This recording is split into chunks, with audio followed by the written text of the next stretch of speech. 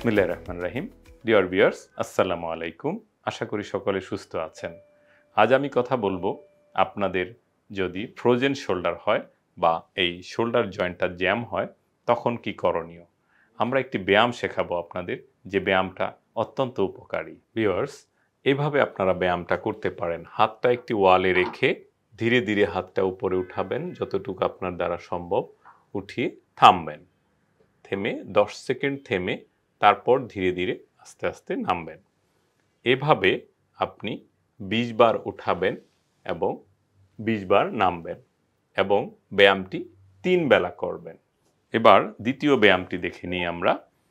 প্রথমে আমরা উপর হব এবং হাতটাকে এভাবে ঘড়ির কাঁটার দিকে ঘোরাবো এবং এভাবে প্রথমে 10 বার ঘোরাবো, তারপর ঘড়ির কাঁটার উল্টো দিকে আবার 10 বার ঘোরাবো। এভাবে আমরা দিনে 3 বেলা করব।